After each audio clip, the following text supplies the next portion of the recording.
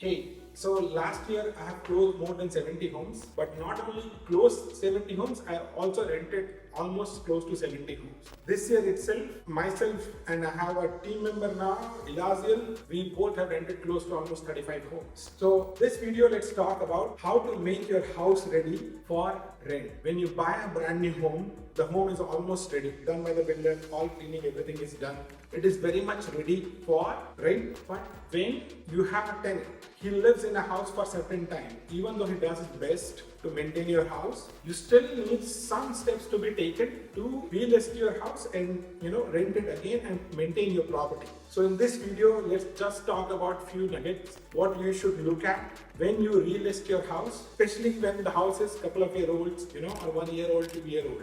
So generally what I do is when I have my own property, right? A brand new house, yard has to be mowed, it has to be in a good shape, and you can list it. Let's say a tenant lives in the house for a couple of years, and generally 45 days before you have an opportunity to list your house, with a real estate agent to rent again with your tenant living in the property. So the few things which I want to do at that time is first have a call with your tenant. Understand what time he's available best to show the house. Generally on a lease, you give an agreement saying, you have to give a 24-hour notice and then you can show the house and it lasts 45 days. So do a cordial meeting with him, form a group, WhatsApp group or a message group between your real estate agent, yourself and the tenant. So that any showing comes up, your real estate agent can update on that group and then everybody knows. Your tenant, if he cannot show it, what time is available, the homeowner knows, the tenant knows, the agent knows. So that is step one, which is very important for the communication to happen. Generally, it is tough to rent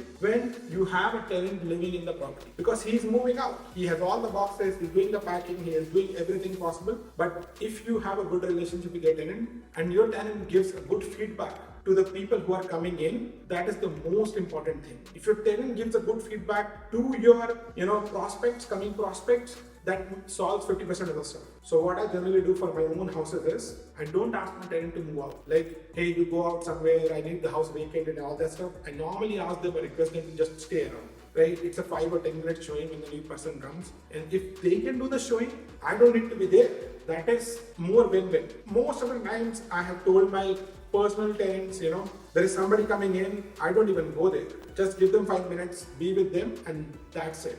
Now let's say you cannot rent your house with a tenant because the house is not clean, the boxes are there, or something did not work out. Then your tenant is moving out. You should have a final walk before the last day with your tenant. You should do a proper inspection of the house, see the house needs paint, anything is broken, go through your checklist, introduction checklist, the inventory checklist which you did before you signed the lease, first 10 days when the tenant moved in, and make sure the house, everything is inspected. Have that 1 hour walkthrough with your tenant and then work with your agent to get those things fixed in the house. If the house is dirty, it will take a long time for rent. Generally, first 2 weeks are the best 2 weeks for a house to get rented. The maximum traction of crowd will happen in first 2 weeks. I normally don't list my house 45 days before the end of the lease. I normally wait for last 20 or 15 days, before listing it, because my experience says first 2 weeks is the best time to rent the house. I have rented almost 200 homes in the last 3 years,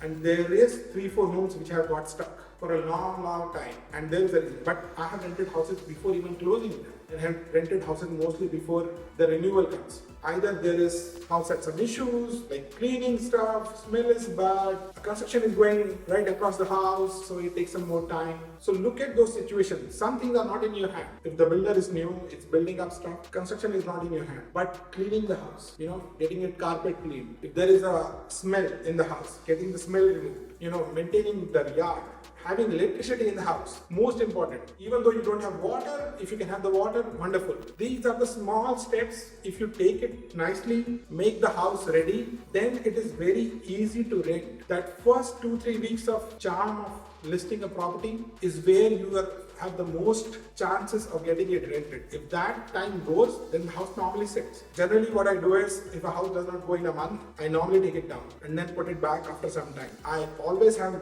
bunch of listings. If my house gets rented, I don't take it down. That somebody comes for that house as a prospect, I show it the coming houses I have, in the market, so that I can rent them before they are even listed. That's the strategy I've been using. Almost rented 60 to 70 homes every year using this. So make your house prepared before you list it. It's an investment. You have to maintain the investment, make it well. Every 2-3 years, make the touch-ups in the house, make it more clean. Thank you.